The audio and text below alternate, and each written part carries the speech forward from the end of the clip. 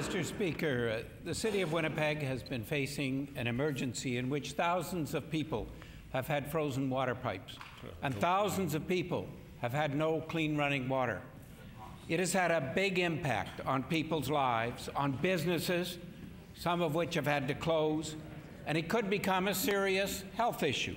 Absolutely. Nearly 2 weeks ago, the city asked that this be declared a disaster, and now we're still waiting for this NDP government to act. Another disaster. Why has this Premier and his NDP government deserted the city of Winnipeg in its hour of need?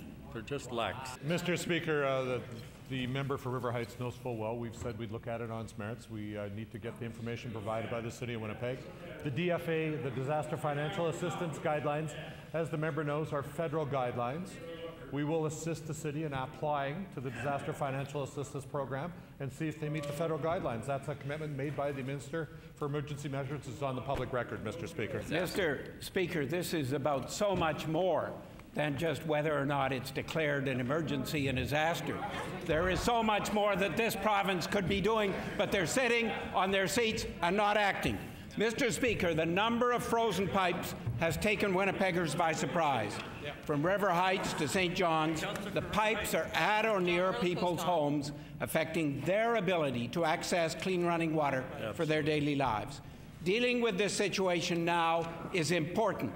Preventing these problems in the future is also vital. They don't care. What has this NDP government done to investigate why pipes are freezing and whether it is possible that we need to address codes and standards? Are they in place? Are they adequate? Are they being enforced? The thing we're doing is investing $5.5 billion in infrastructure, Mr. Speaker. Something the member opposite voted against. In that infrastructure, sewer and water projects, Mr. Speaker. Sewer and water projects. Better roads, Mr. Speaker.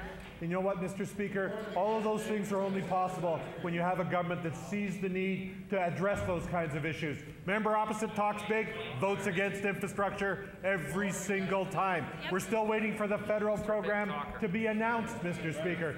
Mind you, they've announced they're going to announce it several times, but they haven't actually announced it, Mr. Speaker. We're the only government investing in infrastructure. As a matter of fact, Mr. Speaker, the amount that we've increased to the city, given to the City of Winnipeg in provincial funding this year, $295.5 million. Mr. Speaker, this is about so much more than just dollars. It's about the quality of the infrastructure.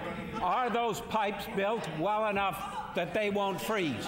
Clearly, there have been problems in the past, whether it's in how they've been put in, with the codes, with the enforcement. We don't know. This government needs to take this seriously and find out where the pipes are in the area close to a home. This government could offer rebate for householders to fix the problem long term. Where the pipes are in the city's domain, the province should be reviewing the building code, which is its responsibility, and making sure that the quality work is done. There are pipes put in as recently as 4 years ago which are freezing. This is totally unacceptable. Where the problem is, this province should find out. Order, please. The honourable member's time has expired. Speaker, Mr. Speaker, we'd be pleased to work with the city and any municipality on addressing their infrastructure concerns. That's why we rolled out the $5.5 billion program. If they want to put the pipes deeper in the ground, we're fine with that. We just want them to get the pipes built, Mr. Speaker. And in order to do that,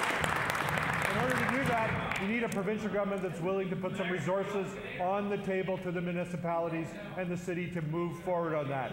They have the responsibility to look after that infrastructure. We're giving them record transfers to do that, Mr. Speaker. We're very pleased to work with them on any initiative that will ensure that the water keeps flowing all year round cleanly to the City of Winnipeg and any municipality in Manitoba, Mr. Speaker.